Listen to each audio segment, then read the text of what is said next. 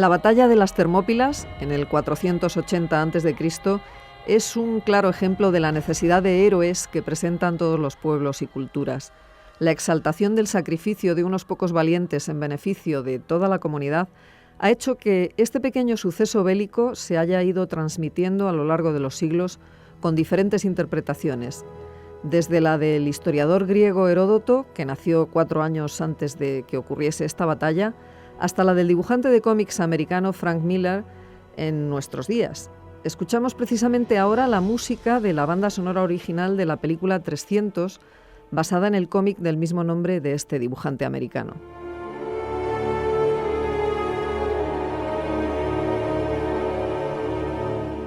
Raquel López Melero es profesora de Historia Antigua en la UNED y nos propone analizar las distintas interpretaciones que se han hecho a lo largo de la historia de esta batalla.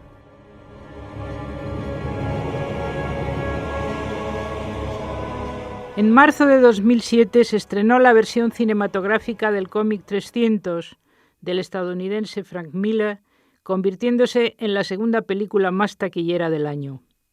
Se trataba de los 300 hoplitas espartanos, quienes, con su rey Leónidas al frente, habrían intentado ralentizar hasta el límite de sus vidas en el desfiladero de las Termópilas el avance de un gran ejército del imperio de los persas aqueménidas en suelo griego y en dirección a Atenas.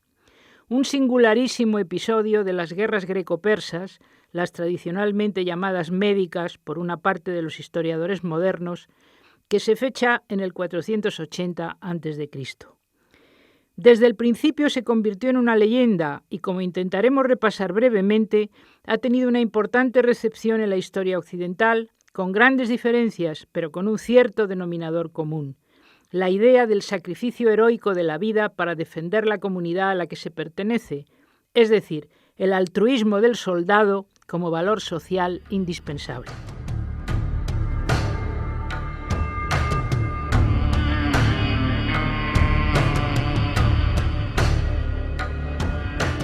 No es el interés por la Grecia clásica, desde luego, y mucho menos por el conocimiento histórico, lo que explica el extraordinario éxito de taquilla de la película 300, sino el clima que generó el atentado de las Torres Gemelas producido 6 años antes, un desdichado evento cuyas consecuencias psicológicas resultan difíciles de valorar y cuyas consecuencias políticas hemos ido conociendo hasta el día de hoy. Con él cobró vida el fantasma de la oposición cultural irreductible entre Oriente y Occidente, del Occidente amenazado en sus valores y en su identidad por la barbarie oriental, y en definitiva de la legítima necesidad de defenderse atacando, con el sacrificio de la propia vida. Alguien ha escrito que casi todos los países tienen una batalla de las Termópilas en su historia, y la película 300 pretende ser las Termópilas de la historia reciente de los Estados Unidos de América. No debe sorprender que haya indignado a los actuales persas verse representados en el film de un modo que nada corresponde a su verdadera entidad histórica. Los griegos de la época tenían en gran estima a los persas y los distinguían por su elevada cultura de los pueblos llamados por ellos bárbaros. Lo que no les gustaba es que el Estado persa fuera una monarquía de súbditos, porque lo de doblar la rodilla frente a otro ser humano les parecía una humillación intolerable. Nada que ver tienen tampoco esos persas que vemos en 300 con los llamados inmortales, los arqueros del gran rey, cuya imagen se conserva en los ladrillos vidriados del palacio de Susa. Pero esa distorsión de Hollywood en la representación de los persas de las Termópilas estaba al servicio de la intencionalidad del film, que el espectador americano identificara su actual vivencia frente al terrorismo islámico con la experiencia de los griegos del siglo V a.C., cuando su territorio fue atacado por los persas. Es una lucha heroica contra el mal lo que encontramos ahí, y los representantes del mal deben aparecer con los tintes más siniestros, en claro contraste con sus oponentes.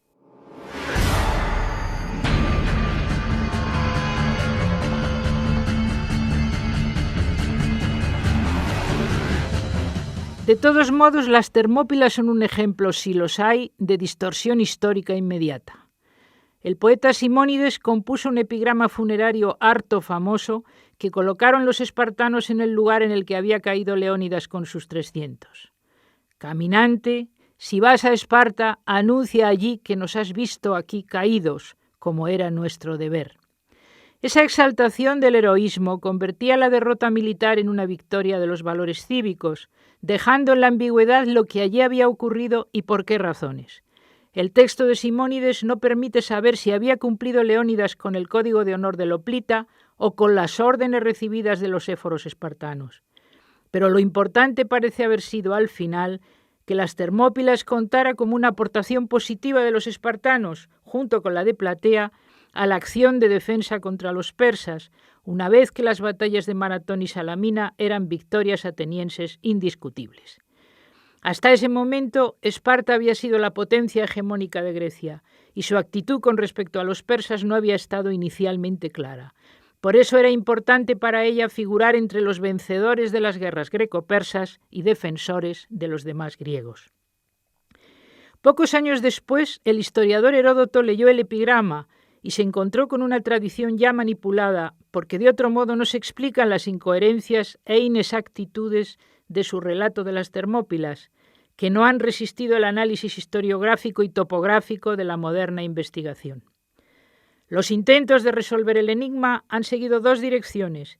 Mientras unos se empeñan en justificar razones estratégicas, se niegan otros a reconocer la más mínima necesidad militar del comportamiento de Leónidas, como fue el caso del historiador Carl Julius Bellow, quien escribió a comienzos del siglo XX que para lo único que le habían servido a la coalición griega las Termópilas era para librarse de un general inepto.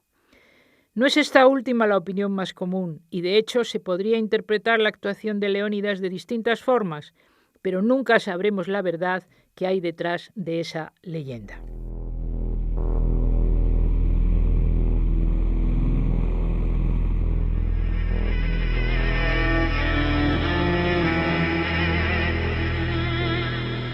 El Leónidas que emerge en el Renacimiento tras el eclipse medieval del mundo clásico es la figura que se había consolidado en la tardoantigüedad, al margen del relato de Heródoto y del epigrama de Simónides.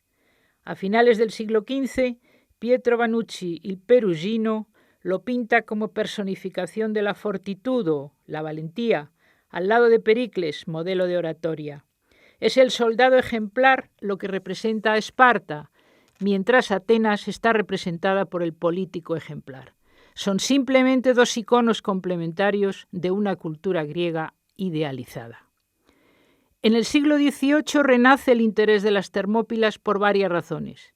La nueva conciencia del ciudadano y la tendencia a distanciarse de la nobleza producen una identificación con la polis, y se ven las Termópilas como la batalla en la que entregaron su vida los espartanos en defensa de un modelo de sociedad igualitaria que despertaba el interés de la Ilustración. Por otra parte, la muerte del héroe por su patria se convierte en uno de los referentes fundamentales de las nuevas naciones europeas del siglo XIX, que utilizan esas figuras para su propia legitimación. Las guerras contra Napoleón y la guerra de independencia de los griegos contra el Imperio Otomano encuentran en las Termópilas un reflejo histórico.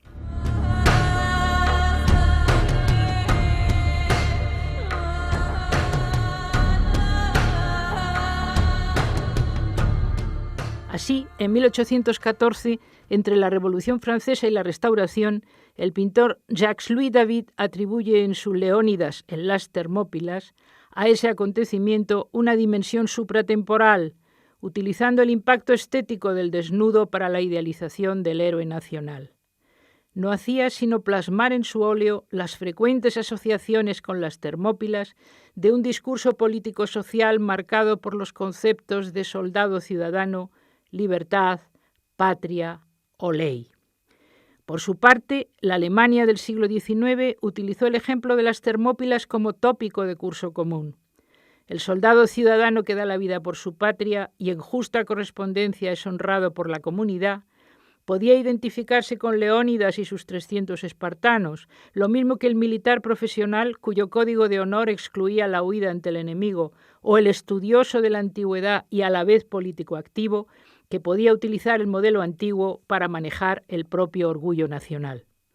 Los textos escolares demuestran que las legendarias Termópilas siguieron siendo presentadas a los jóvenes alemanes como un importante modelo a seguir hasta el final del nacionalsocialismo y que fueron parte de la amalgama de elementos que fundamentaba su ideología racista, la idea llevada hasta el límite de la superioridad de unas comunidades humanas sobre otras. El espectro de Leónidas fue conjurado de modo grotesco por el mariscal y comandante supremo de las fuerzas aéreas del Tercer Reich para salvar al mundo del despotismo asiático. Cuando las tropas alemanas se encontraban en Stalingrado en situación desesperada, Göring hablaba por radio de la mayor lucha heroica de la historia alemana y hacía suyo el epigrama de Simónides, formulándolo de este modo: y se dirá también una vez, si vas a Alemania, informa de que nos has visto caídos en Stalingrado, tal como la ley de la seguridad de nuestro pueblo, tiene ordenado.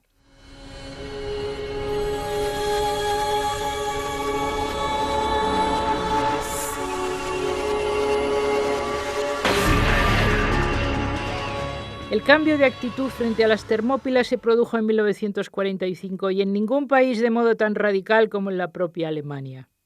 Un libro de Heinrich Böll, que aludía en su título al famoso epigrama, marcaba la clara voluntad de deconstruir un mito que tan mal juego había dado. Lejos de funcionar como ideal, Esparta pasaría a ser un modelo de Estado militarista y belicoso que convenía desechar. Privada de su anterior pedestal heroico, la figura de Leónidas era abandonada por la historia a su propia suerte. El pintor austriaco expresionista Oskar Kokoschka, detractor acérrimo de la guerra, crea en 1954 un enorme tríptico para la Universidad de Hamburgo que titula Las Termópilas o la lucha por la salvación de Occidente.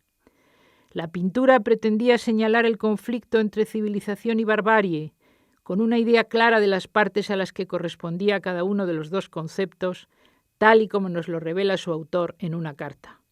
Piensa en los rusos que están en Europa, toda la Europa oriental, incluida la mitad de Alemania, quedaba al otro lado del telón de acero, y comprenderás por qué esta pintura está pensada para Hamburgo, que tiene a unos pocos kilómetros de distancia a los tártaros, entendiendo por tales a los soviéticos, abrevando a sus caballos. El panel de la izquierda muestra a Leónidas en Esparta despidiéndose de su esposa, mientras el derecho representa una Atenas destruida por los invasores. En el cuadro central vemos la batalla poco antes de la derrota, con el adivino que la presagia y el traidor que la habría hecho posible. Pelean los espartanos contra los persas en una figuración cruel y salvaje de la guerra. Y en medio de todo eso se nos muestra Leónidas, pero para nuestra gran sorpresa, no como combatiente, sino en actitud reflexiva. Es el indeciso, así llamado por el pintor, que se resiste a defender la libertad con las armas. Las Termópilas de Kokoschka son la Europa que en ese momento se siente invadida y amenazada en su identidad por la ofensiva del bolchevismo. Una vez más, Occidente representa la cultura, mientras Oriente, identificado en este caso con la Unión Soviética, encarna la amenaza de la barbarie en el contexto de la llamada Guerra Fría. Pero ya no es aquí Leónidas el héroe que da decididamente la vida por su patria, sino el que parece no encontrar justificación para hacerlo. Era el mensaje de Kokoschka.